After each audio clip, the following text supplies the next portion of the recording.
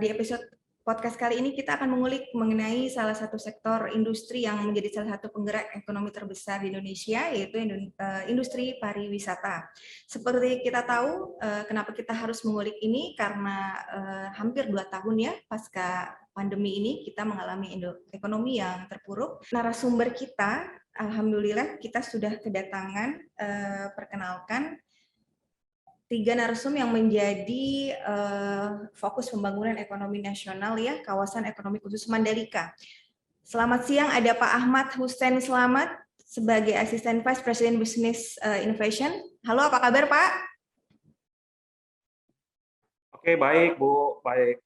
Alhamdulillah masih sehat ya kan? Sehat-sehat Pak, semangat ya Pak ya. Kemudian sehat. Baik, kemudian saya sapa ada Pak Dandosi Matram, Bapak. Ya, baik Bu, terima kasih Bu.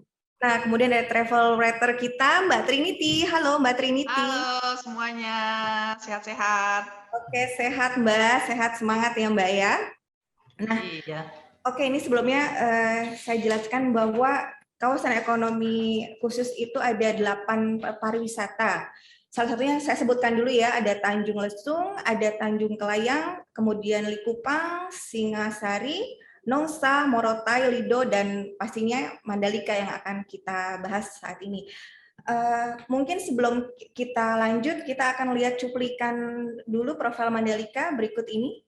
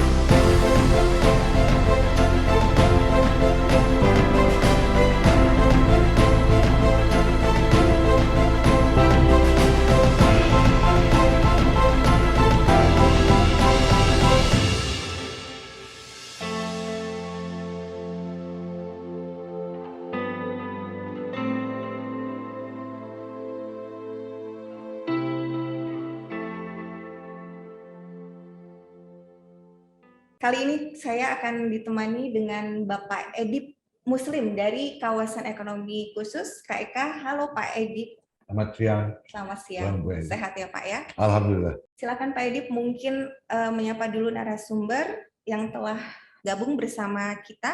Kita sudah prokes semuanya ya ini ya. Ya, kami buka ini Pak, buka masker tapi biar artikulasi mulutnya lebih enak ya Bu ya. Dan biar lebih mengenal satu sama lain ya Pak ya, Bu. Oke, baik. Pak Edi, mungkin ada yang mau ditanyakan terlebih dahulu? Baik. Mungkin saya akan loncat dulu ke Bu Trinity ya, Mbak Trinity ya. Ya ini Pak. Kan ada Mandalika ya. Ada MotoGP. Memang betul tadi dikatakan oleh Pak Dandosi ya sebelumnya dalam kesempatan kita bincang-bincang ringan, kita akan coba tendang growth dari pariwisata ini tahun 2024 itu sampai 5,5% kalau pakai mengacu ke pidato presiden ya. Tapi yang pertanyaan saya adalah bagaimana MotoGP ini atau Mandalika ini dikaitkan dengan tujuan wisata lain yang mungkin Bu Trinity atau Mbak Trinity sering laju lah, sering jalan-jalan ke daerah sana. Bagaimana menawarkannya pada dunia ya? Nanti sebelum saya tanya ke Pak Dandosi mengenai chain daripada event MotoGP ke depan. Terima kasih. Silakan Mbak Trinity. Pertanyaan jadi gini Pak, kalau kita bicara Mandalika kan ada di Lombok ya, dan Lombok ini sebenarnya saya punya pesan khusus gitu, karena saya sudah ke sana dari tahun berapa ya, tahun 90-an awal gitu kan. Dari mulai Gili Trawangan belum ada listrik gitu, belum ada penginapan, sampai sampai udah ada ATM zaman sekarang. Dari mulai Senggigi yang sepi sekarang udah rame gitu kan, dan sekarang sudah pembangunannya sudah sampai ke selatan ya. Dan itu pun sekarang sudah bagus sekali sih menurut saya. Dan potensi pariwisata di Lombok sendiri menurut saya sih bagus sekali ya, karena itu sangat lengkap ya. Sebenarnya gini, kalau Lombok itu sebenarnya gini, apa yang ada di Bali sebenarnya ada di Lombok juga gitu. Dia ada pura, ada laut yang bagus, underwaternya saya juga sering diving di sana. Terus juga dia punya gunung Rinjani yang bagus juga. Terus juga dengan dia ada budayanya juga lebih mix ya. Dengan adanya MotoGP ini sih memang dia semacam kayak trigger ya untuk membuat orang lebih mengenal Lombok lagi. Dan Lombok ini kan karena dekat dengan Bali, jadi sering dibikin paket lah untuk dari Bali ke Lombok karena itu dekat. Dengan adanya MotoGP ini sih memang sebaiknya ya memang udah pasti ya pariwisatanya akan terangkat karena kan butuh hotel, restoran dan semua yang berhubungan dengan pariwisata yang di sekitar Mandalika, dan itu bisa sekaligus dipaketkan juga gitu dengan pariwisata di situ karena ada banyak sekali tempat yang bagus-bagus menurut saya ya. Dan dengan setelah sekarang memang masih COVID, masih sepi gitu, tapi menurut saya sih oke banget ya kalau diadakan di Mandalika gitu. Bisa orang dari seluruh dunia bisa tahu bahwa wah ini ada MotoGP di Mandalika gitu kan. Dan orang dengan sendirinya akan browsing lah paling enggak. Wah, di sana kan kita kalau kayaknya nggak akan ada orang yang bela-belain wah jauh-jauh dari mana gitu cuma untuk nonton MotoGP gitu. Dia kan biasanya ada paket misalnya dengan pariwisatanya gitu. Jadi menurut saya sih ya daerah-daerah di sekitar Lombok itulah yang harus dikembangkan juga gitu. Sehingga begitu ada acaranya sudah jalan, itu udah bisa langsung dipromosikan lebih kencang lagi gitu. Menurut saya nggak tahu, mungkin akan dibantu juga nanti Pak Osi ya. Boleh ditambahkan ya Pak. Peak time-nya itu kira-kira berapa hari dan setelahnya berapa hari Bu untuk MotoGP ini kira-kira secara traveling ya, pengalaman lah dari pengalaman yang mungkin sudah ada di luar negeri. Gini, kalau saya misalnya saya ajang olahraga gitu, saya ikut pernah Olimpiade, saya pernah nonton Asian Games waktu di Jakarta, saya nonton gitu kan. Tapi kalau misalnya kayak semacam kayak MotoGP ya tentunya saya pernahnya ya ke F1 yang di Singapura ya. Dan itu mereka dari awal udah dari jauh, malah dari setahun sebelumnya udah dibikin paket-paket dan mereka sudah dia tahu banget gitu, Singapura tahu banget bahwa orang nggak akan hanya nonton mobil balapan gitu kan. Jadi dia benar-benar mengundang artis dari terkenal seluruh dunia. Jadi dia selalu ada after event partinya gitu. Dan orang minimal tinggal di situ tuh ya 3 hari gitu. Karena acara itu memang dibuat 3 hari yang habis acara racing car itu dia bikin panggung, dia mengundang penyanyi terkenal dan band terkenal, sehingga udah kayak pesta untuk siapapun gitu. dan plus semua pariwisatanya, destinasi pariwisata yang di Singapura itu memberikan diskon khusus. Terus juga kayak seperti di Sepang misalnya, di Malaysia, dia begitu ada acara di situ dia langsung bikin diskon nasional. Jadi benar-benar bisa dirayakan satu negara dengan sama-sama bergerak untuk mempromosikannya gitu. Boleh ditambahkan, silakan mau Pak Dondasi dulu atau Pak Mahmid. Ya, jadi mungkin saya itu tugasnya adalah untuk intinya create kegiatan atau activity yang bisa menyebar tanggalnya. Jadi makin lama orang spend di Mandalika atau Lombok itu makin banyak pertumbuhan ekonomi sana. Jadi tugas saya sebenarnya ada namanya side event, jadi event samping ya mungkin ya. Jadi side event itu sebenarnya seperti tadi yang Mbak Trinity bilang bahwa ada dengan konser lah, ada after party lah, ada mungkin orang kan datang mungkin dari Rabu udah ke sana ya, mereka mungkin mau jalan-jalan. Nah, kita menyuguhkan sesuatu yang beda. Jadi tadinya misalnya kita mendatangkan artis mungkin skalanya nasional untuk tahun ini ya, atau tahun depan kan masih ada travel recession kan. Jadi kita akan bawa band terkenal Indonesia gitu untuk langsung. Jadi kita sifatnya menyebar masa itu. Bayangin tadi Pak Osi sempat mention bahwa ada 1,000 orang datang ke sana dan mereka itu setelah nonton itu mau ngapain lagi. Jadi di sana kita mencoba untuk menyebar aktivitinya atau membuat orang untuk datang ke suatu lokasi untuk paling nggak beli souvenir atau merchandise yang nanti kita akan siapkan. Jadi dan mengajak UMKM sana untuk berjualan di sana gitu. Jadi mungkin fungsi saya untuk gimana caranya kita memonetize orang-orang sana untuk bisa spend waktu lebih lama di Mandalika gitu loh. Jadi itu tugas saya. Kalau race sendiri nanti kan kita lihat kalau MotoGP itu kan paling 3 hari kan, jadi ada kualifikasi, ada satu itu trial, hari kedua itu kualifikasi, dan hari ketiga itu race-nya gitu kan. Dan di situ mungkin juga orang hanya fokus ke nonton balapan aja, tapi setelah itu puluhan ribu orang atau ratusan ribu orang sana tuh mau ngapain. Nah, itu tugas saya untuk membuat orang-orang itu bisa stay lebih lama dan bisa membantu ekonomi di sekitar sana sih, gitu makanya.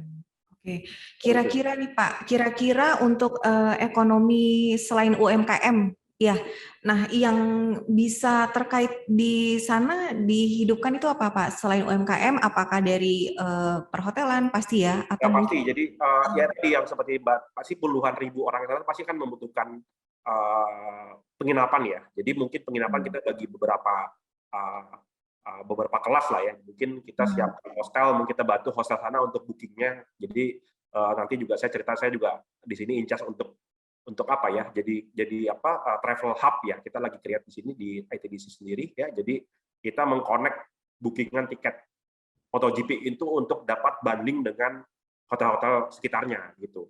Mungkin kalau Mandalika sendiri kan kemarin saya meeting sama pihak asosiasi hotel Mandalika itu mungkin kurang lebih 1.000 kamar. Tapi yang saya lari kemana? Nah itu kita akan create mungkin hidupkan hostel dan mungkin ada sekarang yang lagi tren itu kan camping ground sama glamping, itu yang kita lagi coba konsepkan sih. Jadi mungkin kalau yang travel yang mungkin mereka mau road trip ya, sekarang kan kita lihat kan kemarin saya coba tuh road trip dari Bali ke Mandalika itu tuh seru banget sih. Jadi dari Bali ke pelabuhan nyebrang 5 jam, itu sejam lagi, jadi nggak jauh sebenarnya gitu. Jadi itu yang kita mau siapkan. Jadi ya traveler yang mereka bawa motor dari Jawa itu bisa akomodir gitu. Mereka lebih suka kalau mereka buka tenda atau bisa ke tendanya kan gitu di sana gitu. Jadi kita akan siapkan juga camping ground sama glamping sih gitu. Jadi ini yang 2 hotel, dan itu mungkin hotel yang ada di sana kita mau hidupkan lagi. Jadi mungkin itu ya. Jadi kalau kita lihat tadi puluhan ribu orang sana kan pasti membutuhkan penginapan.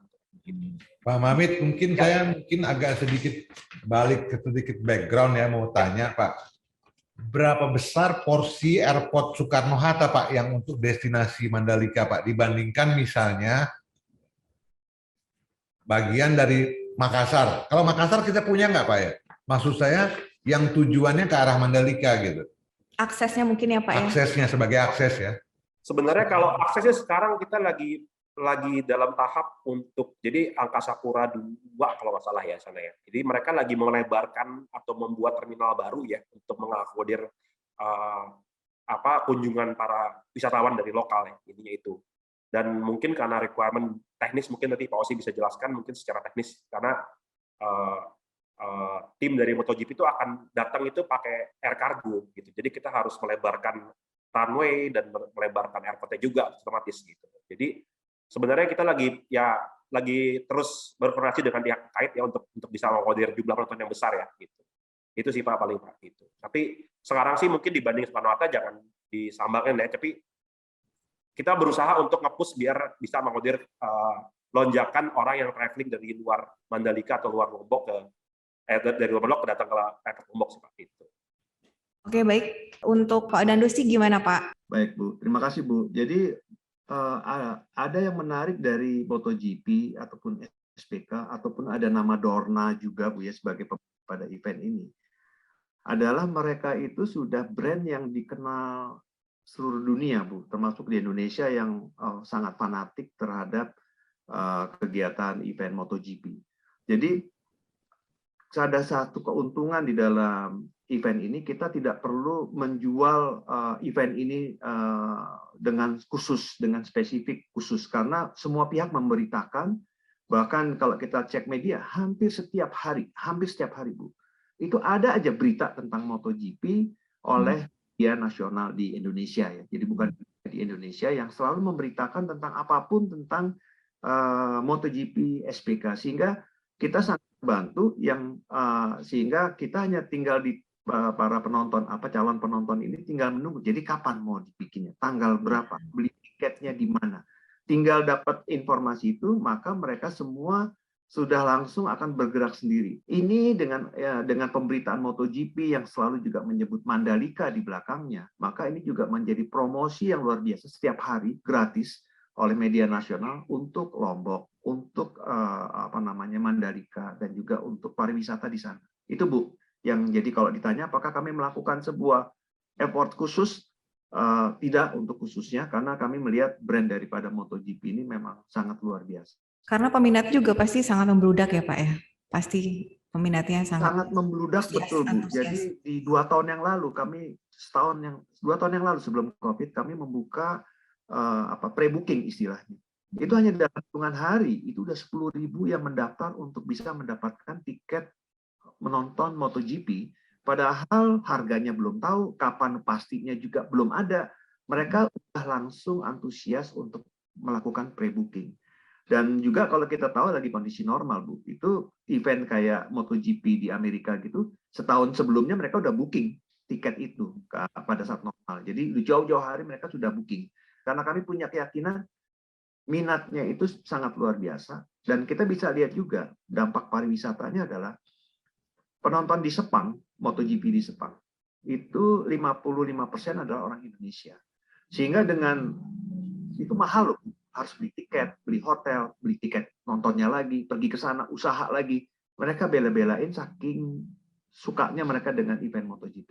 Sehingga kita harap bahwa dengan di Lombok pun itu juga akan hal yang sama, apalagi Lombok adalah tempat yang juga banyak tempat-tempat wisata yang menarik ya. Oke, terus ke depan ada rencana untuk bikin rutin ajang pertandingan gitu Pak?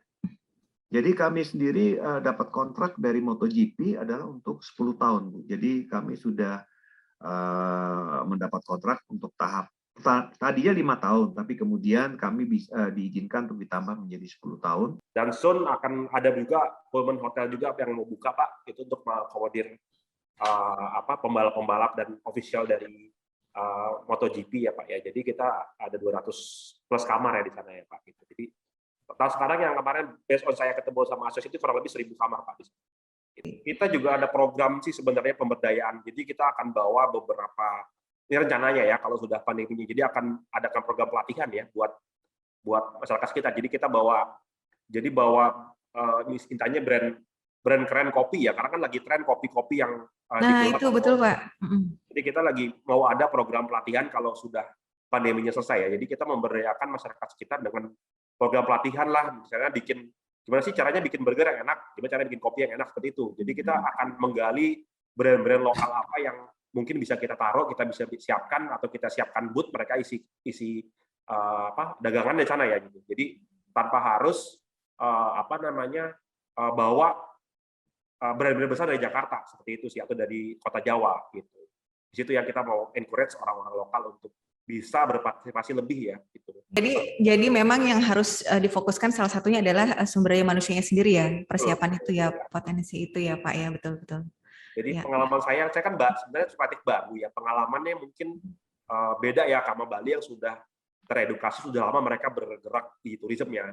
Di sana juga kita lagi menggalakkan yaitu gimana caranya mungkin mereka jadi waiters atau mereka jadi bisa menerima orang luar gitu di kita Mandalika. Jadi ya mungkin sekarang lagi ada proses, kita lagi nge-push ke vaksinasi pasti tentunya. Jadi kita pengen 100% sekitar mereka tuh udah 100% divaksin gitu kan. Dan mungkin setelah vaksin kita akan adakan program pelatihan khusus ya. Kita datangin brand-brand kopi keren atau brand-brand F&B keren dari Jakarta gitu kan, yang lokal pasti tentunya ya. Jadi mungkin ya ada yang keren-keren juga. Jadi kita ajarkan mereka untuk berinovasi atau memulai bisnis di sana sih ya gitu. Jadi mungkin kita juga kurasi ya. Jadi kita nggak pengen mereka bawa ke sana tapi mereka datengin timnya dari kotanya itu gitu. Jadi kita pengen kalau buka bisnis harusnya melibatkan masyarakat kita untuk jadi paling nggak jadi waiter atau jadi baristanya segala macam gitu. Boleh nggak saya nanya untuk investor gitu Pak? Jadi maksudnya apa yang bisa menjadi value tambah para investor gitu Pak? Maksud investor adalah yang mau berinvestasi di Mandalika gitu ya? Betul. Oke. Okay. Ya intinya sebenarnya kalau dari sisi saya dari CTDC kan kita kan sebenarnya pengembangan pariwisata ya. Jadi kita siapkan lahannya, siapkan infrastrukturnya, nanti kita cari investor untuk bisa berani untuk istilahnya sewa lahan untuk buka sesuatu di Mandalika. Jadi mungkin kita yang pastinya kita akan ya mungkin nggak sekarang lagi zamannya pandemi gini, cuman mungkin kalau sudah ini kita open banget sih sebenarnya, ada beberapa kriteria, ada beberapa proses. Masih open ya Pak ya? Ya open. Jadi silahkan mau buka restoran atau mau buka hotel atau mau kafe atau penginapan, kita open sih gitu. Tapi mungkin kita lagi mengkonsepkan akan agak sedikit berbeda di Mandalika. Mandalika sama Nusa Dua beda tuh, karena kita kan ada di Nusa Dua kan kita pegang. Jadi mungkin Mandalika kita akan khususkan mungkin konsepnya akan agak berbeda dari Nusa Dua gitu. Karena kalau kita lihat kan di Mandalika tuh alamnya ya, ada Bukit Merese, ada ada Bukit Seger, jadi benar-benar kalau dari kata-kata itu stunning banget ya. Saya juga baru 2 kali, 3 kali ya ke sana, kemarin lihat nih benar-benar bagus. Dan sekarang mungkin nanti sekarang lagi proses istilahnya kita lagi proses landscaping ya. Nanti pasti akan lebih bagus lagi kalau sudah jadi semuanya seperti itu. Pak Mamit, terima kasih banyak. Pak Dosi, itu mudah-mudahan lancar, optimismenya sukses. Bu Trinity, saya pikir mudah-mudahan nanti travelingnya makin banyak ke timur sampai yang dibilang Pak Osi tadi sampai ke Raja Ampat bisa keisi. Sebelum saya tutup, harapannya apa ke depan, kemudian ya mungkin supaya kita bisa tetap optimis ke depan, supaya nggak takut lagi untuk berpariwisata, terus kemudian apa saja yang mesti diperhatikan.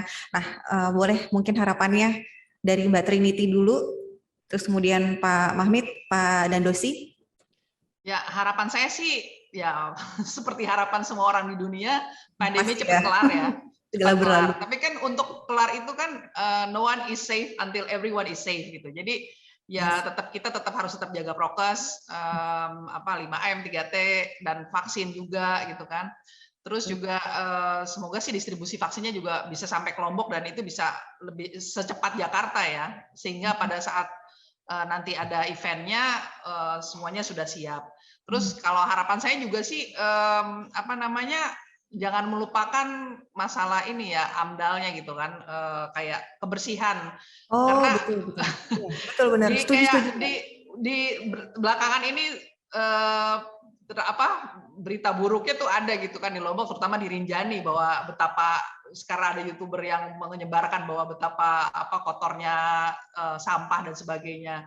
Dan semoga aja sih dengan adanya event kayak MotoGP yang sebesar ini yang di seluruh dunia tahu gitu, ya kita memang perlu stakeholdernya semuanya benar-benar harus berperan gitu kan. Jadi semua stakeholder harus mendukung dan berperan ya Mbak ya. Iya, jadi juga warganya juga sepertinya harus juga lebih sadar wisata ya, gitu kan. Seperti kayak maaf aja saya harus membandingkan terus dengan Bali gitu kan. Jadi di orang-orangnya juga yang di Lombok yang yang terkenal keras gitu kan. Ya, mungkin betul, mungkin nanti bisa teredukasi dengan sendirinya, iya, Mbak. Teredukasi dengan baik gitu. Betul, gitu aja sih. Oke, Pak, gimana?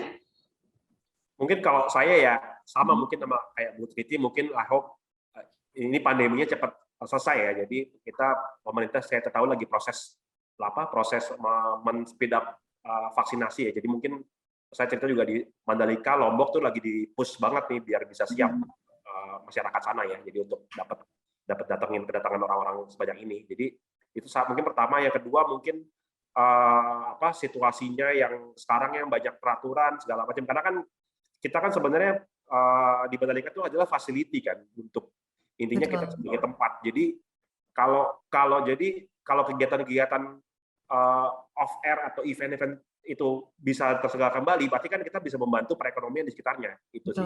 Jadi di situ yang kita harus sekarang tuh berpikir keras. Jadi mungkin kalau teknis ada bubbling lah, segala macam untuk menstimulasi biar ini kita bikin simulasi lah ini. Jadi mungkin itu yang bisa cepat kita siapkan biar agar nanti kita bisa memaksimalkan jumlah penonton datang ke Mandalika. Seperti itu sih, itu kalau dari saya. Oke. Ya, Pak Dandosi, bagaimana? Pesan dan harapan.